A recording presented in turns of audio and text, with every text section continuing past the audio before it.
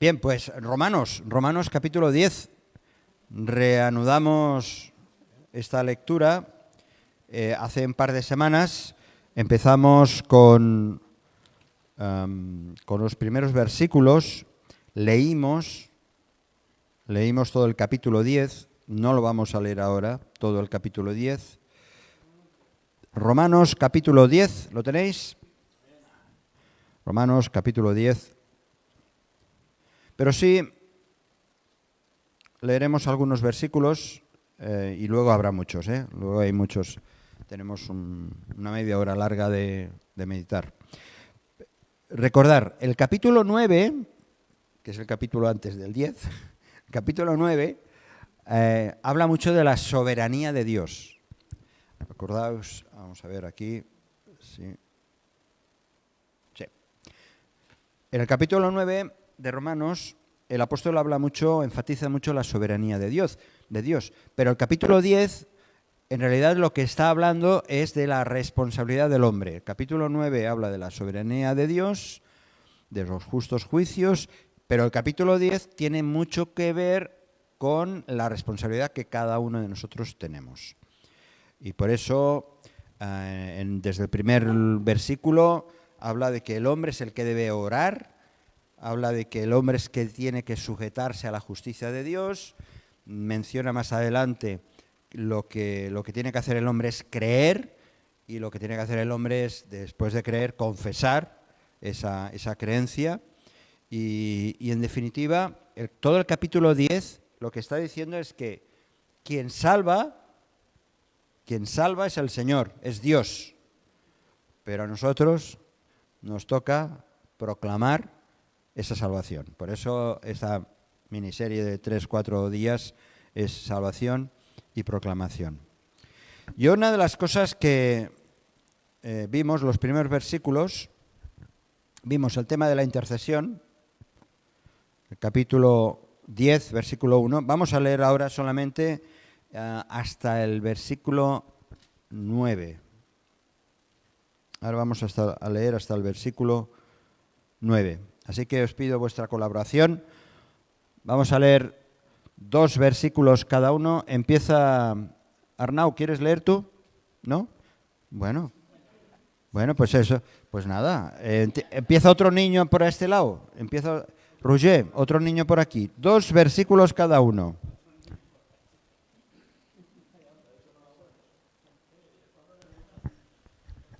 ¿Se oye? Perfectamente. 2 versículos cada uno. Hermanos, ciertamente el anhelo de mi corazón y mi oración a Dios por Israel es para salvación. Porque yo les doy testimonio de que tienen celo de Dios, pero no conforme a ciencia. Porque ignorando la justicia de Dios y procurando establecer la suya propia, no se han sujetado a la justicia de Dios. ¿Tengo que leer otro más? El 4 también. Porque el fin de la ley es Cristo para justicia a todo aquel que cree. Muy bien. Porque de la justicia, que es por la ley de Moisés, escribe así: el hombre que haga estas cosas vivirá por ellas. Pero la justicia, que es por la fe, dice así: no digas en tu corazón, ¿quién subirá al cielo? Esto es para traer abajo a Cristo. ¿Quién bajará? No, tú. No. Lee. Encima que la letra es pequeña y veo un poco. Bueno, eso es otro problema. ¿Quieres leer? Sí. Pues lee y póntelo cerquita. Vale, bien. Vale. A ver, ¿dónde estás? El 7. Ven aquí, corazón, que no te veo. Versículo 7. Pues sí, lo tenía aquí. ¿Se ha ido el versículo 7? Sí, pero que aquí los números son muy chiquitines y no lo veo. A ver, ¿te ayudo? Ahí, déjame tu Biblia.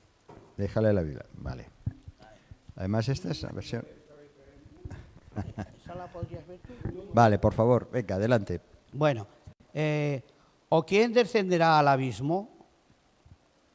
Esto es para hacer subir a Cristo de entre los muertos. ¿Mas qué dice? Cerca de ti está la palabra en tu boca y en tu corazón. Esta es la palabra de fe que predicamos. El 9. 9. Que si confesáramos con tu boca que si confesáramos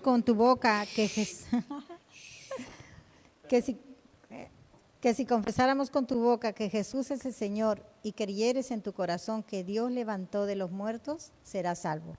Porque con el corazón se cree para justicia, pero con la boca se confiesa para salvación. El 11. Sí, lee el 11 y hasta el 13. Pues la Escritura dice, todo aquel que en él creyere no será avergonzado, porque no hay diferencia entre judío y griego, pues el mismo que es Señor de todos es rico para con todos los que le invocan, porque todo aquel que invocare el nombre del Señor será salvo. Amén. Hasta aquí. Muy bien, hasta aquí. Habrán otros pasajes que iréis participando leyendo. La intercesión, el primer versículo, que lo vimos el otro día, Pablo está mostrando el anhelo, dice que su anhelo es que el pueblo de Israel sea salvo. Él era judío, pero quería que el pueblo de Israel también se rindiera delante de Cristo. Y estamos diciendo que las oraciones, como Pablo, aunque sabe que Dios es soberano, que las oraciones han de ser específicas, que han de ser concretas. Podemos estar orando así, en plan general, pero Pablo oraba, y os lo sabéis muy bien, oraba por situaciones concretas de la iglesia, de fulanito, menganito, y en su corazón dice que tenía esta pasión por ver que Israel, o el pueblo de Israel, o muchos judíos, llegasen a ser salvos. Y eso lo estuvimos compartiendo el otro día. Los versículos siguientes acerca de la justicia de Dios y no la de los hombres, es algo que él decía, bueno, los judíos tienen mucho celo por Dios, pero sin conocimiento, es decir, simplemente era cumplimiento de leyes, ser muy religiosos, pero realmente no conocían a ese Dios al que decían creer y reverenciar. Y eso nos pasa aquí, ¿no? Todavía hay gente, mucha gente, mirar, dentro de unos días aquí va a ser la fiesta mayor de la Mare de Déu, de aquí, en Cambrils. Mucha gente dice creer, ¿verdad? Dice creer y asistirán a los actos religiosos y a las procesiones y todo lo que tengan organizado, pero cuando entras un poco en detalle, no tienen conocimiento, no conocen realmente al Señor. Así que lo mismo le pasaba al pueblo de Israel. Decía que creía, pero realmente no conocían al Señor. Y versículos, y vamos a ir ya directamente a los versículos 8 y 9. Las buenas noticias de salvación están al alcance de todos. Porque hace esta pregunta, dice, ¿más qué dice? ¿Qué dice toda esta situación? Dice, cerca de ti está la palabra en tu boca y en tu corazón. Esta es la palabra de fe que predicamos. Y aquí entonces cuando hace esta definición que la hemos escuchado y a lo mejor seguro que la conoces hasta de memoria. Que si confesares con tu boca que Jesús es el Señor y creyeres en tu corazón que Dios le levantó de los muertos, serás salvo.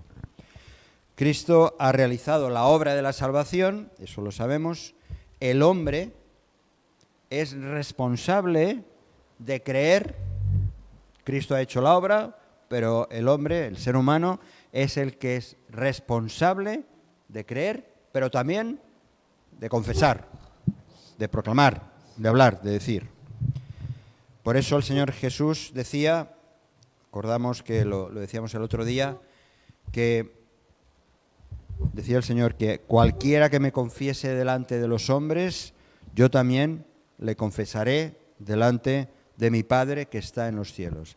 La confesión no es la idea esta que hemos heredado del catolicismo. La confesión es proclamar, es anunciar, es decir, es reconocer quién es Cristo para cada uno de nosotros. Bueno, esto lo estábamos considerando el otro día Y la confesión decíamos que tiene que ver con nuestra boca, pero también que tiene que ver con nuestra conducta. No es una cuestión simplemente de palabras bonitas, sino que nuestra conducta, nuestro estilo de vida, tiene que estar de acuerdo con eso que decimos que creemos, ¿no? Y eso lo repetíamos. Decía Pablo a Tito, capítulo 1, versículo 16, profesan conocer a Dios, pero con los hechos lo niegan, siendo abominables y rebeldes, reprobados en cuanto a toda buena obra. O sea, no les sirven para nada las obras, porque con los hechos están negando que realmente creen en Dios. Y nos quedamos en el versículo 9. Ahora nos vamos a centrar en el versículo 9. Jesús es el Señor. Hemos leído, si confesares con tu boca que Jesús es el Señor. Este es el énfasis. El énfasis ya no es tanto la confesión, ya no es tanto lo que decimos, sino el énfasis ¿cuál es? Que Jesús es el Señor. Que Jesús es el Señor. Es la misma construcción, y aquí voy a pedir a Marina, puedes leer Filipenses capítulo 2, versículos 10 y 11. Es lo mismo que estamos leyendo en Romanos, lo leemos también Filipenses capítulo 2, versículos 10 y 11. ¿Lo tienes, Marina? Uh-huh. Para que en el nombre de Jesús se doble toda rodilla de los que están en los cielos, en la tierra y debajo de la tierra, y toda lengua confiese que Jesucristo es Señor, para gloria de Dios Padre. Jesús es Señor. Esta es la verdad que debe ser confesada por la boca del creyente. Acuérdate, pase lo que te pase, pase lo que suceda alrededor nuestro, tenemos que proclamar, que confesar que en medio de todo el follón, de toda la historia, de todos los problemas, Jesús es Señor, es Señor. La palabra Señor es una palabra griega, Kyrios, que es una palabra que se usaba mucho, especialmente en la versión de la Septuaginta. La Septuaginta fue una traducción del Antiguo Testamento al griego, se llama Septuaginta porque hubieron 70, aunque algunos dicen 72, en fin, 70 hombres sabios que tradujeron del hebreo al griego todo el Antiguo Testamento, la Septuaginta. Y ahí, en esta versión, aparece Kyrios, traducido lo que es Jehová, lo que es o Yahvé, ponían precisamente la palabra Señor. Debemos confesar que Jesús es el Señor, que Él es Dios. Mirad, en Isaías, os pido que ahora sí, por favor, busquéis, Isaías capítulo 43, 11, hay un par de lecturas en Isaías, 3 lecturas, 43, 11, bien, entonces, después... Espera, un momentito, por favor. Tú yo, vas a leer, Joan, 43, 11, sí. Después, Carlas, el 44, 6 y 8, ¿vale? Bueno, del 6 al 8, 6, 7 y 8, del 44. Y después, Roger, el 45, 21 y 22. ¿Lo tenéis claro? Más o menos. Bien, por favor, Joan. Venga. Yo Jehová, y fuera de mí no hay quien salve. Bien, ahora.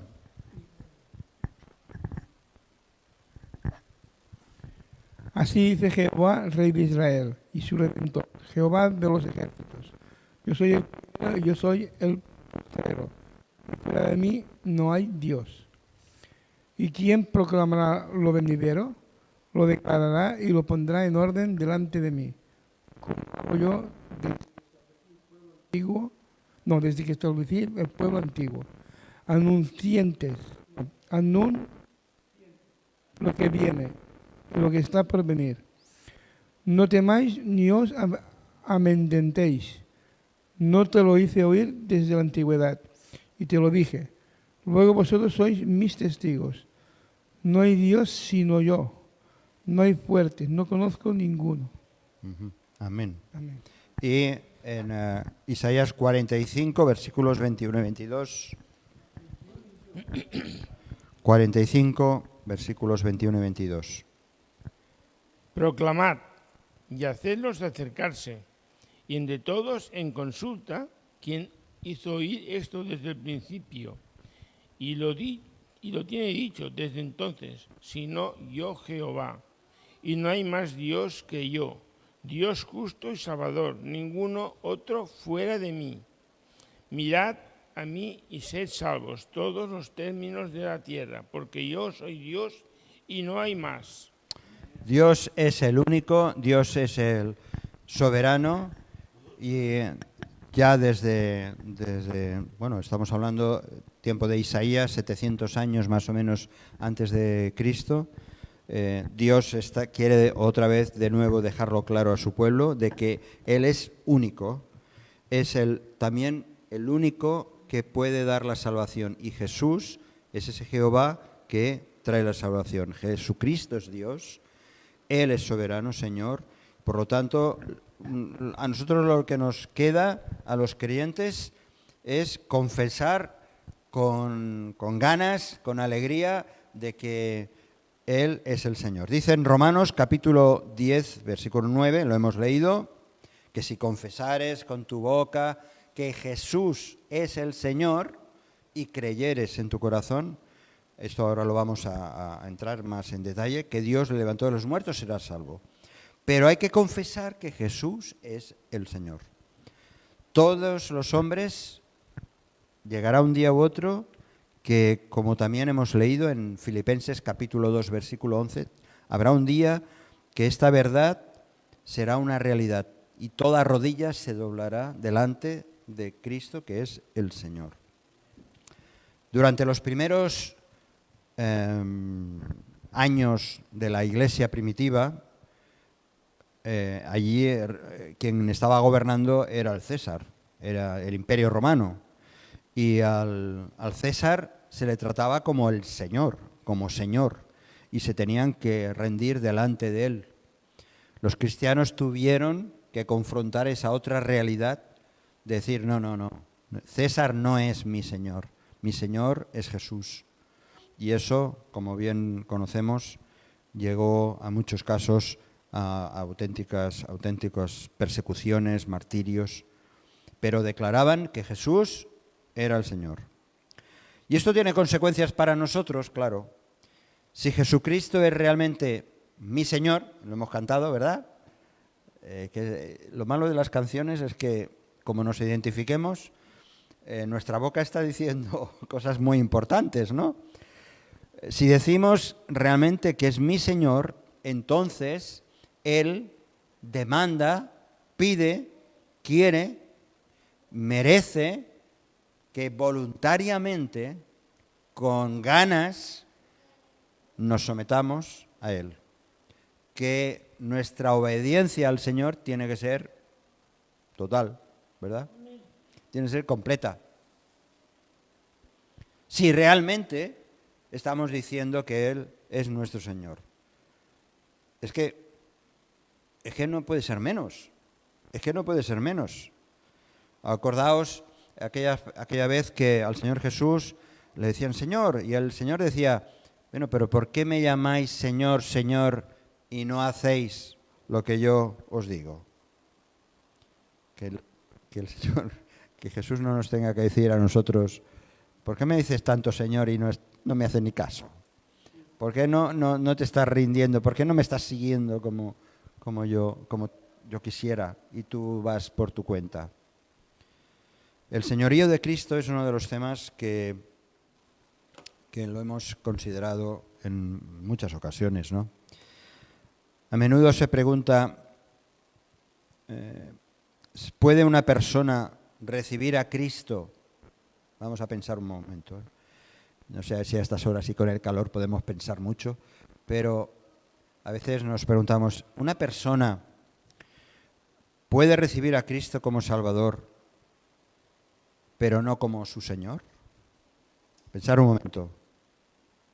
¿Puede recibir una persona a Cristo como su Salvador y no como Señor? ¿Poder puede? Lo normal es que lo reciba como su Señor. Bueno, hay dos grandes posturas. Hay dos grandes posturas. Unas veces decimos, a ver qué os parece este razonamiento. Hay dos posturas. Por un lado, hay quienes enseñan que, bueno, la gente puede recibir a Cristo como Salvador, pero rechazar su señorío. ¿Esto es una postura? Hay quien puede enseñar esto, ¿no? Vale, puedes vivir como te plazca. Los creyentes, decimos, al fin de cuentas, si es creyente irás al cielo, ¿no? Y incluso, como hay ese texto, dice, aunque pasado por fuego, ¿no? Pero hay quien dice que, o puede pensar que los creyentes pueden vivir toda su vida en rebeldía contra la autoridad de Cristo y aún así ser salvos. Eso es una postura. Es una postura. La otra postura es aquellos que enseñan que toda persona salva inevitablemente se doblega ante la autoridad de Cristo y que si a veces es o muestra al final una carnalidad permanente, pues lo más probable es que no sea cristiano. Ese es el otro pensamiento, ¿no? Que a veces estamos buscando respuestas y vamos por un lado o vamos por otro. La verdad es que las Escrituras no lo dicen tan claramente. Lo que sí dice claramente la Biblia es que ni es un extremo ni es otro, pero que hemos de mantener un equilibrio y por eso están estos pasajes que vamos a considerar ahora. Tiene que haber los conceptos bien claros en nuestra mente y en nuestro corazón, reconociendo realmente que Cristo es el Señor. Y si no es tu Señor, a lo mejor hay que poner interrogantes. Porque la salvación no es parcial. O sea, el Señor te salva, pero ¿te salva para qué? Para hacerte esclavo de Él, para hacerte un siervo de Él, un seguidor de Él. Si no, no tiene sentido. Vamos a ver diferentes usos de la palabra Señor en las Escrituras, ¿vale? Vamos a ver. Como decía antes, el término la palabra Señor en griego es Kyrios, o Kurios se escribe. Esta palabra se usaba para determinar, esta palabra Kyrios, para determinar a un amo que es señor sobre su esclavo. Aquí tenéis unos versículos. Vamos a hacer otra vez, lo hacemos otra vez a partir. Marina, empiezas por Colosenses. Veis aquí en pantalla que hay varios. Tú buscas Colosenses, Juan, 1 Timoteo, si te lo permite tu Biblia, Romanos 7:4, Carlas, Lucas, capítulo 16 y Juan, el Evangelio de Mateo 21:30. Son varios ejemplos, pero que también tienen esa parte espiritual que muchas veces nos ilustra todo lo que implica el hecho de que Cristo es el Señor y por lo tanto nuestra dependencia no solamente es de nuestro Salvador, sino también de nuestro Señor. ¿Vale? Vamos a ver. Primera lectura. Marina.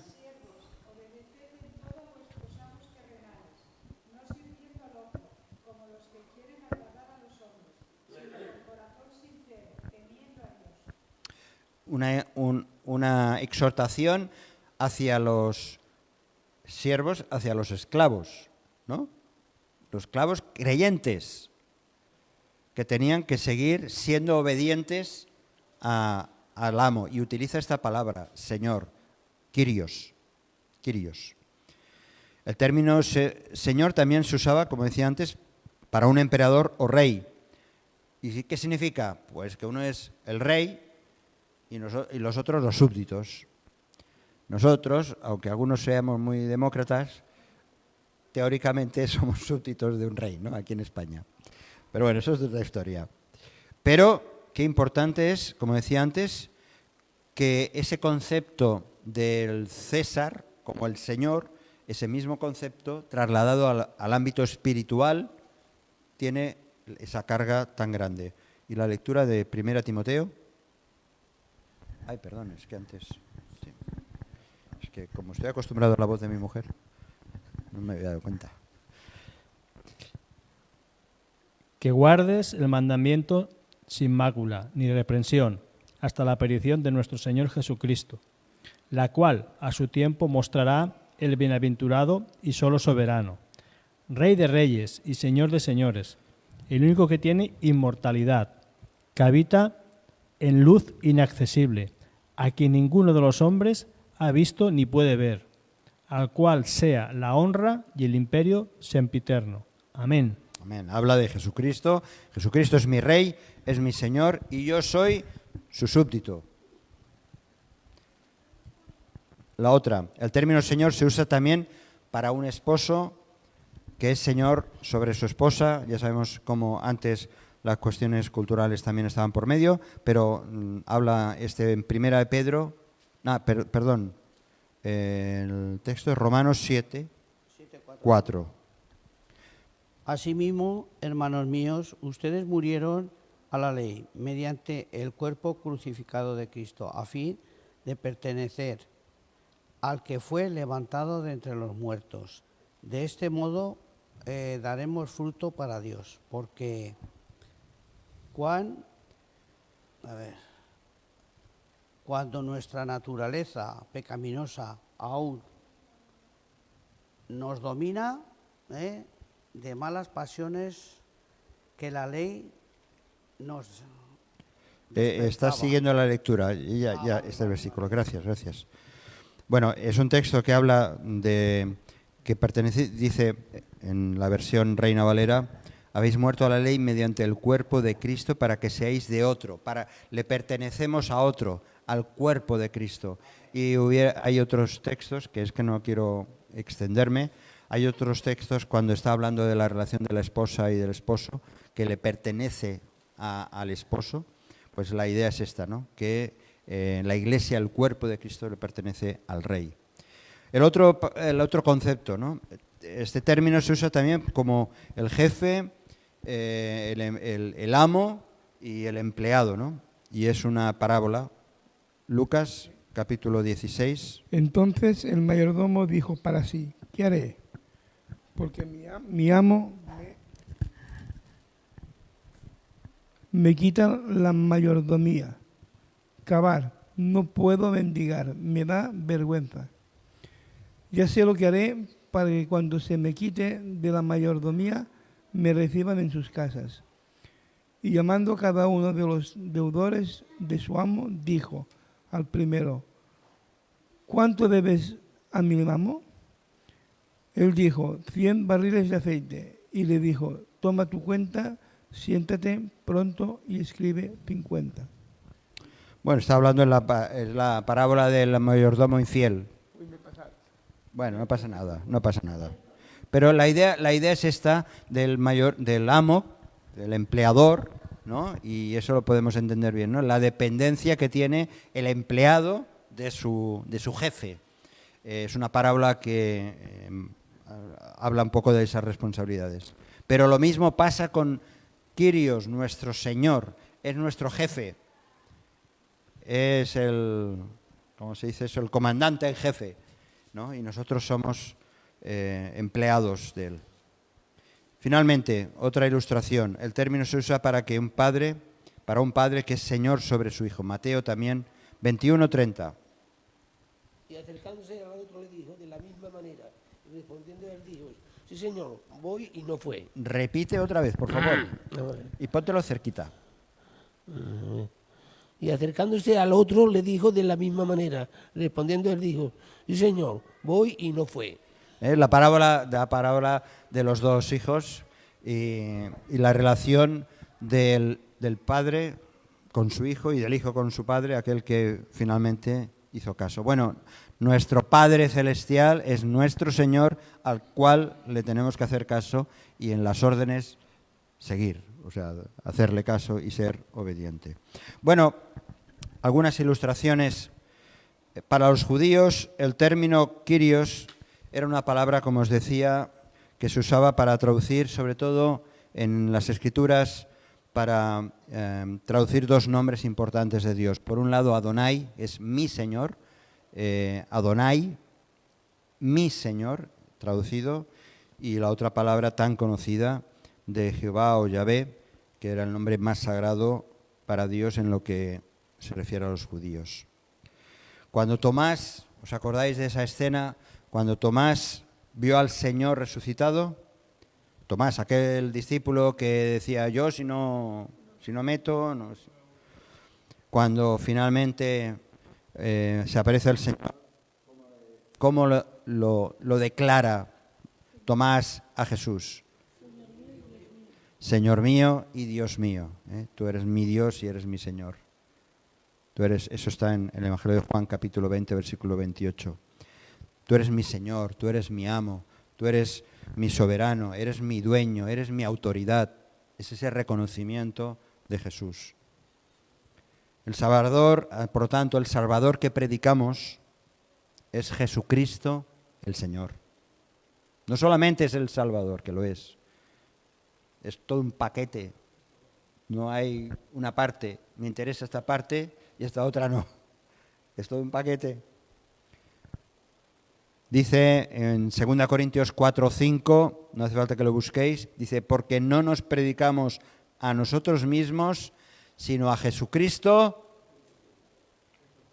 como Señor. 2 Corintios 4:5, ¿alguien lo quiere leer?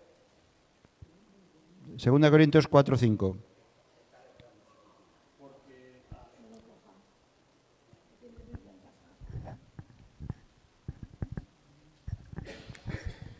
Tenemos otras Biblias con otros... Sí. Bueno, porque no nos predicamos a nosotros mismos, sino a Jesucristo como Señor, y a nosotros como vuestros siervos por amor de Jesús. ¿En qué consistía, Joan, la predicación de Cristo? ¿La predicación consistía? Bueno, él venía con un plan de salvación. No, en lo que has leído. Porque no nos predicamos a nosotros mismos, sino a Jesucristo como Señor. Predicaban a Jesucristo como ¿qué? Como Señor. Y aquí no dice como Salvador. No. Anda. O sea que parte del esfuerzo de la predicación de Pablo era que la gente se rindiera ante el señorío de Cristo. Claro. Aceptándolo como Salvador, por supuesto. Bueno, también... Pero es para que veamos la importancia de lo que implica que Jesús sea... También hay un versículo que dice que el Señor no vino, ¿cómo era? A ser servido, sino a servir, ¿no? No sé qué versículo está ahora, no recuerdo bien. Bueno, pero eso... Ya. También vino también a servir, ¿no? Como Él, siervo. como ejemplo... Como ejemplo, vino como siervo, ¿no? O sea, como siervo. Predicaba a lo peor de aquella época, a lo peor de la sociedad en aquella época. Sí, como esclavo, traduciéndolo literalmente. El mejor ejemplo que tuvimos no hay ninguno. Mejor ejemplo que él. Así que Cristo no puede ser dividido ni como Salvador solo, ni como Señor solo. Es un paquete, Y eso hemos de estarlo compartiendo. Fijaos, Colosenses capítulo 2, versículo 6. Cuando una persona recibe a Cristo como Salvador, Colosenses capítulo 2, versículo 6. Cuando una persona recibe a Cristo como Salvador, también lo recibe como Señor. 2:6. Porque lo recibe como Señor, ¿por qué? Porque es el Señor. ¿Me entiendes? Es que es evidente. No se puede dividir. No se puede dividir. ¿Qué dice Colosenses 2:6? Un momento. Fuerte, pero no tanto. Por tanto, de la manera que recibisteis al Señor Jesucristo, andad así en Él. De la Al manera... Señor Jesucristo. Señor Jesucristo. Repite otra vez la lectura, que lo has hecho muy Por bien. tanto, de la manera que recibisteis al Señor Jesucristo, andad así en Vale, Él. de la manera que recibisteis al Señor Jesucristo. Es que a Jesucristo no se le puede recibir de otra manera. Precisamente por eso, porque Él es el Señor. ¿Cuál es el nombre de Jesús? ¿Qué significa Jesús? Salvador, Salvador, ¿verdad? Un Salvador que es Cristo, Emmanuel, Dios con nosotros, es otro de los nombres, sí. Nunca podemos divorciar, separar el señorío de Cristo del hecho de la salvación. Nunca. Una persona no puede decir, bueno, yo recibo a Jesús como Salvador, pero lo rechazo como Señor. Aunque los hechos sí que lo están demostrando en muchos casos, quizá en nuestra propia vida. Pero es imposible, una persona que ha recibido a Jesús, dice que en Hechos capítulo 10, 36, es Señor de todos. No deja de ser Señor. Si tú no estás teniendo en cuenta a Jesús como Señor, Él no deja de ser Señor. ¿Está claro eso, no? Él no deja de ser Señor. Por mucho que tú no quieras ser obediente a Él, no deja de ser Señor. Él es el Señor y el Señor de todo. Lo creas o no lo creas. Lo vivas o no lo vivas. Te guste o no te guste. Lo reconozcas o no lo reconozcas. Tanto si te sometes a Él como si no te sometes a Él, sigue siendo Señor. Cuando una persona recibe al Señor, lo recibe el pack completo, como todo lo que Él es. Claro, esta es la reflexión para nosotros, para aquellos que nos estáis siguiendo desde la distancia también. ¿Es Jesucristo tu Señor? Todo verdadero creyente debería decir sin vacilación, si yo lanzo esta pregunta, no digo que me lo digáis ahora aquí, pero ¿es Jesucristo tu Señor? Yo creo que sin vacilación hay que responder sí y amén. Y si una persona no puede decir eso, bueno, hay que hacer cambios, hay que profundizar un poco, hay que mirar para adentro.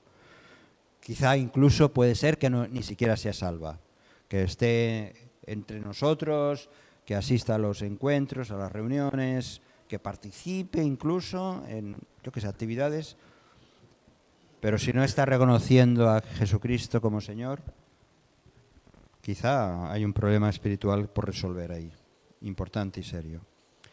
Por eso, volviendo a Romanos, fijaos lo que da de sí este versículo y más. Romanos capítulo 10.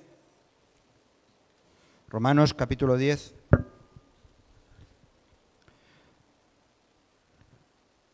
Versículo 9 dice, si creyeres con tu boca que Jesús es el Señor, y dice después, y creyeres en tu corazón. Creyeres en tu corazón. Estos textos ya los hemos mirado. No, están aquí. Hechos, estos los hemos visto. ¿Los hemos visto estos textos? No. No. Hechos.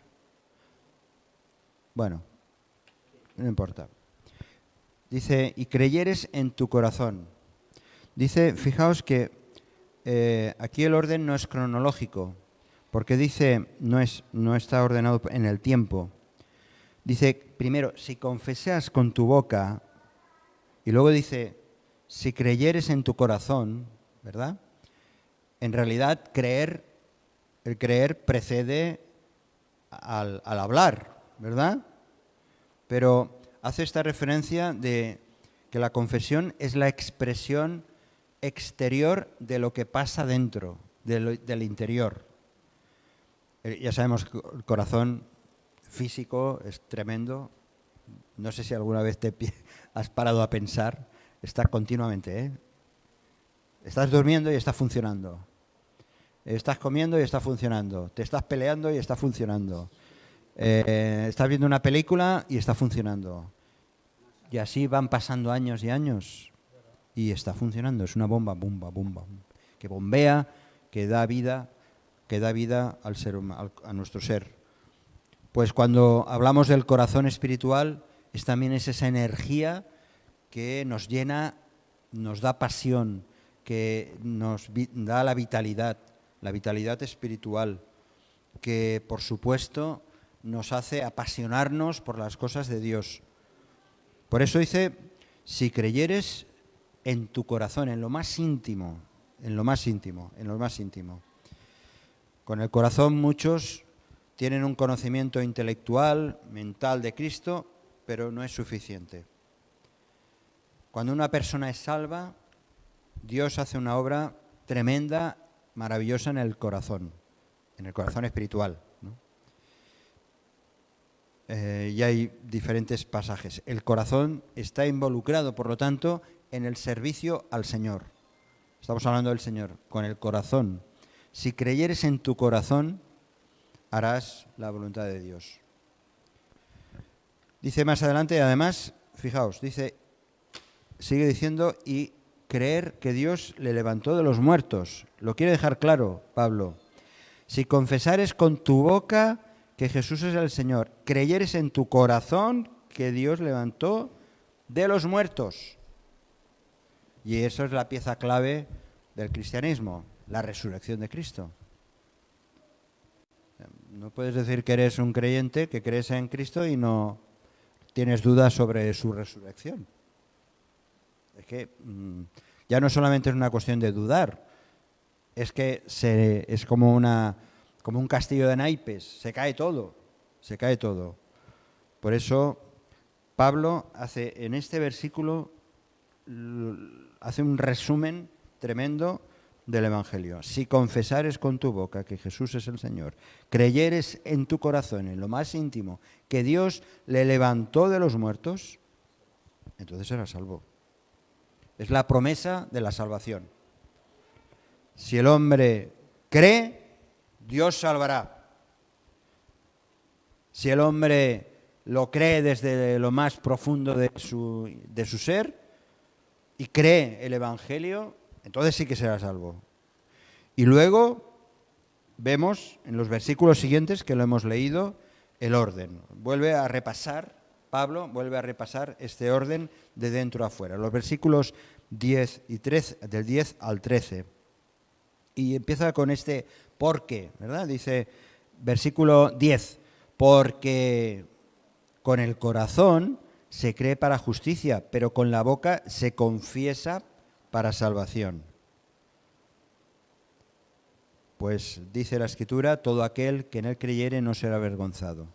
No hay diferencia entre judío y griego, pues el mismo que es Señor de todos es rico para con todos los que le invocan, porque todo aquel que invocare el nombre del Señor será salvo. Es decir, estos 4 versículos es como si fuera un resumen. Pone en orden el proceso. En orden primero es creer y luego confesar. Con el corazón se cree para justicia. El creer es interior. La confesión, el hablar, es exterior. Lo expresas. Se enteran los otros, los demás, se enteran de lo que está dentro. Así que el corazón está en el interior, no es visible, pero la boca o el sonido está en el exterior y es audible. El apóstol Santiago, capítulo 2. Ir, por favor, Santiago, capítulo 2. El texto es muy largo, pero no vamos a leerlo todo. Capítulo 2 de Santiago, él lo traslada a las obras que evidencian la fe, que demuestran la fe, ¿verdad? Santiago, capítulo 2. Capítulo 2.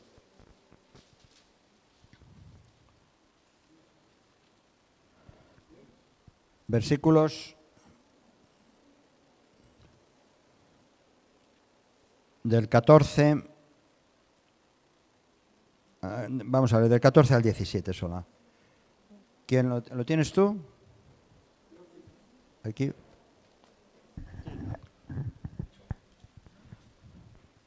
Deberíamos tener aquí ya 4 o 5 inalámbricos, por lo menos. Sí. Del 14, capítulo 2, versículo 14 al 17. ¿Cuántos? No, los 4. ¿4? Sí. Hermanos míos, ¿de qué aprovecha si alguno dice que tiene fe y no tiene obras? ¿Podrá la fe salvarle? Y si un hermano o una hermana están desnudos y tienen necesidad de mantenimiento de cada día, y alguno de vosotros le dice, id en paz, calentaos y saciados, pero no le dais las cosas que son necesarias para el cuerpo, ¿de qué aprovecha? Así también la fe, si no tiene obras, es muerta en sí misma. Pero algún día tú tienes fe y yo tengo obras. Muéstrame tu fe sin tus obras y yo te mostraré mi fe por mis obras. Vale, hasta aquí. Gracias. Dame.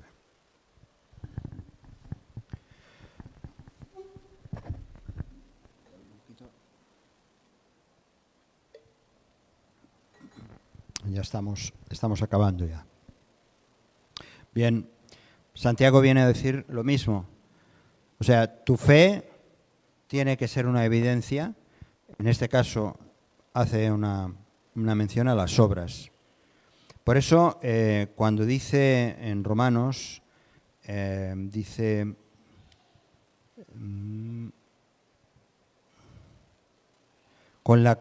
el versículo 10, pero con el corazón se cree para justicia, pero con la boca se confiesa para salvación. No significa que la confesión es una condición para la salvación.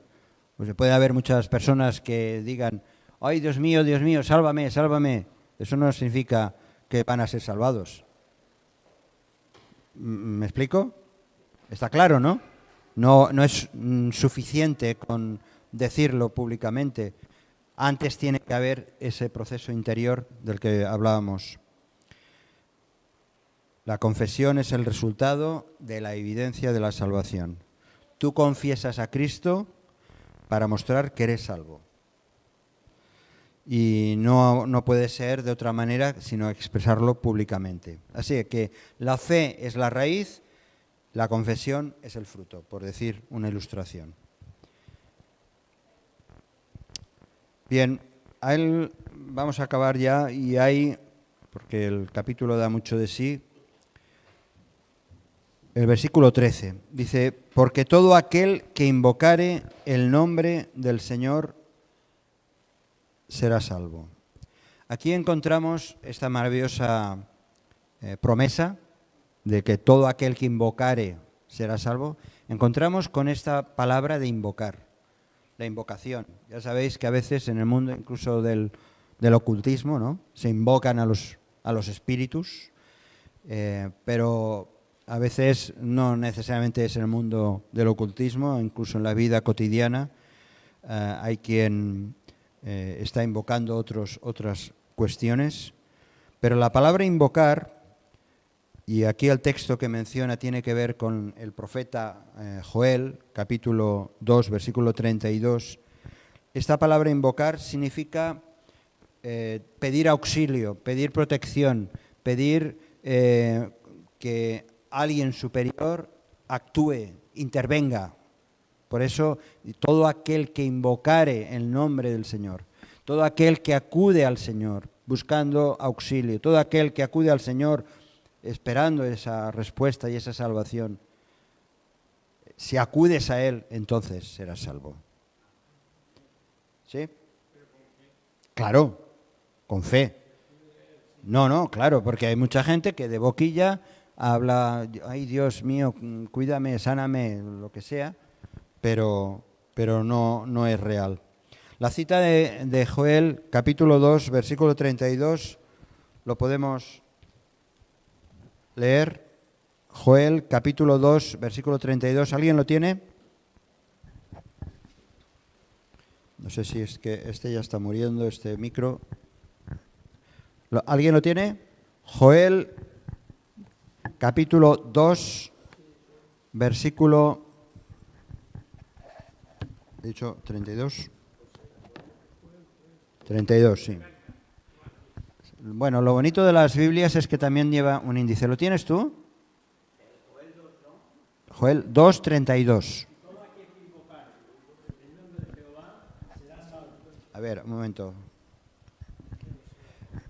O sea, Pablo, lo digo para que la razón de este versículo, Pablo está citando al profeta Joel, y es este versículo. Dice: Y todo aquel que invocare el nombre de Jehová será salvo, porque en el monte de Sión y en Jerusalén habrá salvación, como ha dicho Jehová, y entre el remanente al cual él habrá llamado. Amén. Y así se ha cumplido con el Señor Jesús. Todo aquel que invocar el nombre del Señor será salvo. Así que en la Biblia hay dos ejemplos muy claros de hombres que invocaron el nombre del Señor. Primero fue el publicano, el cobrador de impuestos, aquel, ¿acordáis de la parábola del publicano y el pecador? El fariseo y el publicano. Como aquel decía: Dios, ten compasión de mí. Invocó el perdón, invocó la ayuda, la protección de Dios. El otro fue el malhechor de la cruz, lo recordábamos el otro día. Señor, acuérdate de mí cuando vengas en tu reino. Acuérdate de mí cuando vengas en tu reino. Eso es invocar, es acudir al Señor. Conociendo una situación desesperada, acudes al Señor. Pero otros no. En el caso del fariseo, como el del otro malhechor, se negaron a invocar al Señor. Por lo tanto, su destino eterno no era de salvación, no fueron de salvación, y ellos se enfrentaron a la eternidad, a una eternidad sin Cristo en el infierno. Bueno, vamos a acabar aquí. Hay un versículo: todo aquel que invocar el nombre del Señor será salvo. Así que hagamos de esta invocación nuestro estilo de vida, acudiendo siempre al Señor y teniéndolo como Señor. En nuestras oraciones utilizamos mucho la palabra Señor, ¿no? Algunos, incluso dentro de la oración, pues decimos mucho Señor, Señor, pero que sea una realidad no de palabra, sino de vida que tengamos. Si este mensaje te ha bendecido o te ha ayudado en algo, puedes suscribirte a nuestro canal de YouTube.